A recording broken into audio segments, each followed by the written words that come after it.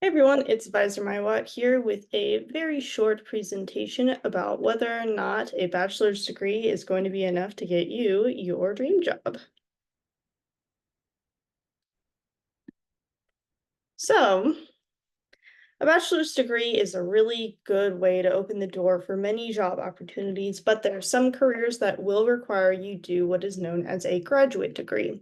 So, a bachelor's degree or a 4-year degree is one that is also called an undergraduate degree. Graduate degrees are those that happen after you've obtained your bachelor's, for instance, a master's or a doctorate.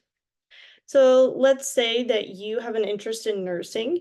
If you have only your BSN, you could be a bedside nurse, but maybe you want to be a nurse educator, not a bedside nurse. So you're going to be sure that you get at least an MSN, a Master's of Science in Nursing. Let's say you don't want to be a nurse educator either. You want to be a nurse practitioner. So that's when you go for your doctor of nurse or your doctorate of nurse practitioning. So there are ways that these degrees can build upon each other. And if you want to just stop with the BSN, that's completely okay. But if you've always dreamed about being a nurse educator, you're going to want to go a little higher. Similarly, if you're interested in the legal system or becoming a lawyer, you may hear the term JD or a Juris Doctor.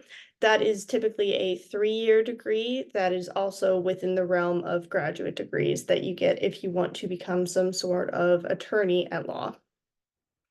So, how do you know if you need a graduate degree? There are a few very simple steps. For one, you do a bit of research on your own. All you have to do is a quick Google search. What degree do I need to become a blank? And then you find out how much certification or schooling you're going to need. Secondly, if you're already in school, you can go to either your advisor or career services. Now, career services can tell you most things about the job itself, and then your advisor, someone who knows the industry better and can tell you a little bit more about the specifications of your jobs. And then a few simple pieces of advice if you do find out that you're probably going to have to go to grad school. For one, financial aid, FAFSA and scholarships do not go away when you go to grad school. You can still fill out the FAFSA, you can still apply for scholarships. You'll have to be sure that it says that you're pursuing a graduate degree rather than an undergraduate degree, but there are definitely still financial resources that you can use to make the schooling more affordable. Another one of these is something called an assistantship. Now, I've previously talked about being a TA, a teacher's assistant, which is something you can do for either credit or for compensation, monetary compensation. Assistantships are a little bit like that, where you almost function as a teacher, as a teacher's assistant or possibly as an assistant for your professor's research. And that's another way that you may be able to make money to go towards your education. Another thing is GPA matters. Oftentimes, when we go off to college, we like to say C's get degrees or even D's get degrees. And if you're someone who is interested in going to grad school, you're going to want to aim a little bit higher than that. There's a high likelihood, a high likelihood that if you are looking for a master's degree, they're probably going to want at least a 3.0 in all of your degrees, or in all of the work necessary for your bachelor's degree, and possibly higher, maybe even passing grades exclusively for the courses that are specific to your major or your area of interest. Possibly even a 3.5. So this is not the time to skate by. If you're someone who's going to go to grad school, do your best to keep up your grades. You're going to continue to need that all the way through. Another thing is to check your curriculum requirements. So there's the possibility that you meet that 3.0 GPA and everything looks okay. But the program that you're most interested in says that you also need some kind of, let's say, a B in statistics, and your coursework never had you take statistics. So either you go out of your way to get another statistics class or you give up on the program that is really of interest to you. So start checking those curriculum requirements early. You're also going to want to consider what class delivery you're going to want. Now, as a bachelor's degree goes, typically we consider those to be ones that you pursue in person.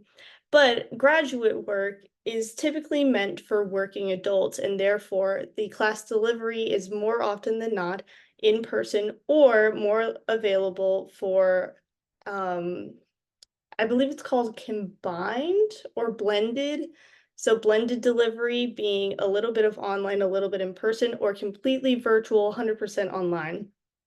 So are you going to be good, feel confident as a solely online learner, or do you need to pursue a program that will be delivered in person? Another good thing while you're pursuing your undergraduate degree is to make connections, especially with your professors, because once you graduate, you're going to have probably 2 or 3 letters of recommendation that you need for your grad school application. So it's a good time to get an in, really prove yourself as a student, and find someone who is willing to, let's say, speak well on your behalf. Yeah, someone who feels good to speak confidently about you and to shower you with praise, compliment you.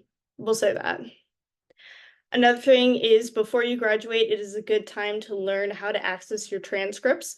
The last thing you want is to take maybe even a year off and find out that you don't know how to get your final undergraduate transcript, because your grad school application is almost certainly going to require that you send it at some point. So be sure that you find out what publishing house you guys use and where to find that application to send your transcript somewhere. Finally, it is always a good idea to allow yourself plenty of time to finish a task. It could be that applications take more time than you think. Maybe it takes longer for you to process.